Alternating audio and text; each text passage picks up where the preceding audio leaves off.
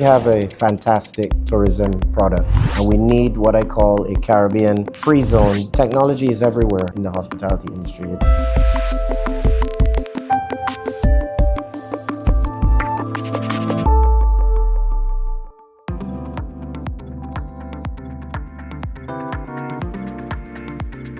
Barry, thank you for joining us. So I'm going to start with some questions, if you agree. So first one, you lead one of Grenada's premier resorts. How has your own journey shaped the way you think about the future of tourism in the Caribbean?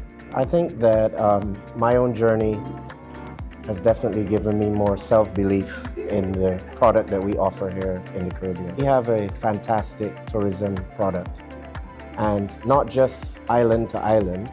We have a fantastic Caribbean product. So as part of my journey, what I'm doing is making sure that people are aware of that. I'm not trying to be an Italian hotel in Grenada, an English hotel in Grenada, an American hotel in Grenada. I'm being a Grenadian and Caribbean hotel in Grenada, exemplifying Caribbean culture, the food, the warmth and friendliness of the Caribbean service. In other words, when people come to my resort, they are getting what I call Caribbean excellence. Thank you. And how do you think smaller islands like Grenada can differentiate themselves in the world, in the crowded world? I think it's really interesting because small, in a sense, is beautiful, and small is something that is more manageable. And I'll give you an example. For instance, my hotel is a small hotel. It's 50 bedrooms, right? It's not a huge hotel with thousands of rooms, but that gives me a chance then to know every single guest. My GM, really, who runs the resort, my general manager and his team know every single guest by name. So you come to the resort and you check in. You're not a number, you are Mr. Smith, Mr. Jones, Mrs. Clark, so that we know everybody by name. It also gives us a chance to know exactly and sit with them and plan what they want to do. So we take an interest in not just putting you in a room, but we take an interest in the vacation and the vacation experience of every single guest, to ensure that they get what they want to, and to ensure that they leave there not just saying, I took a vacation, but they leave there with very pleasurable memories. How do we inspire more Caribbean youth to see hospitality as a career and not just as a regular job? Well, we've done that in a number of ways.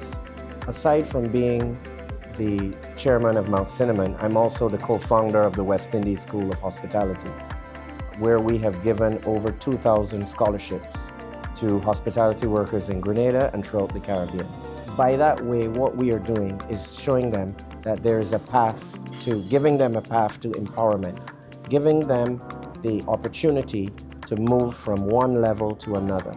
So for me, that's really one of the key ways in which we are inspiring them to understand that hospitality is a true career. Because what we want to do is to create a cadre of very experienced, very well qualified, very well motivated Caribbean workers. Not to say that we shouldn't have people coming into the Caribbean from other parts of the world, because the best hotel products are the ones where you have a multicultural of different nationalities working in that destination.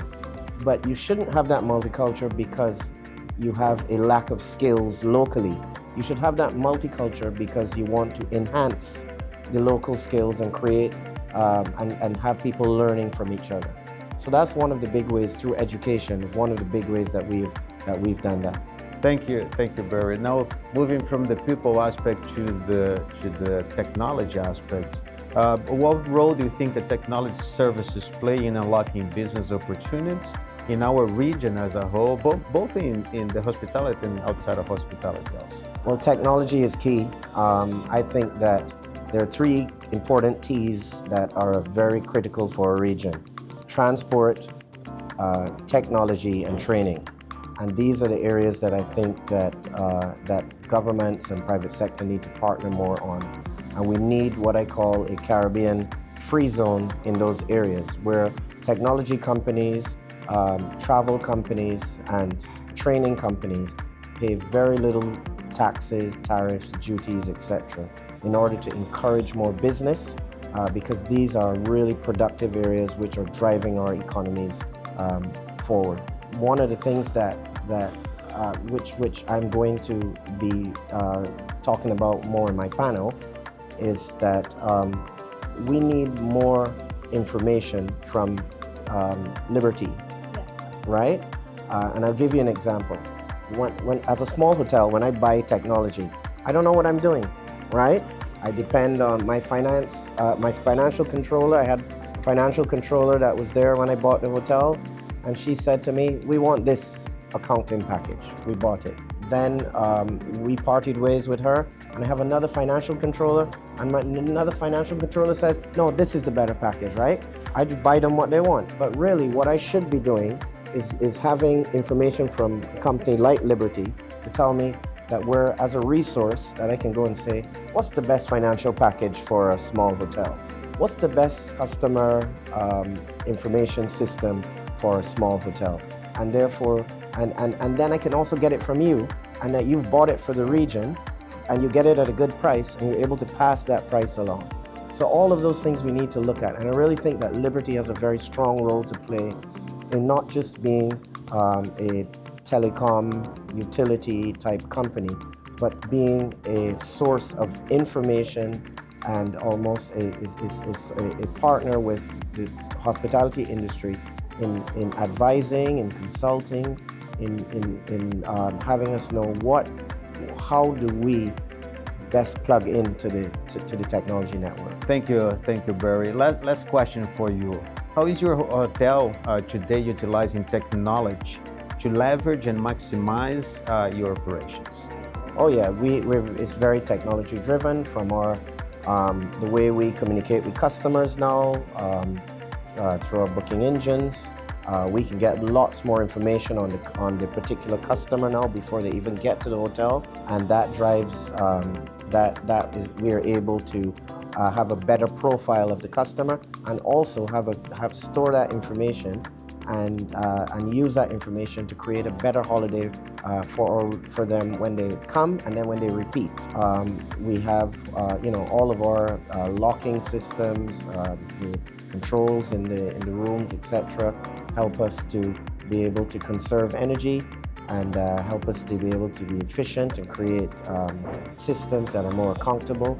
So technology is everywhere in the hospitality industry. It's something that we really rely on heavily. And for instance, my hospitality school, we would not be able to deliver 2,000 scholarships if everything was an online, right? We are not able to deliver training if all the training packages weren't online. So these are the kinds of things that it's powering it forward.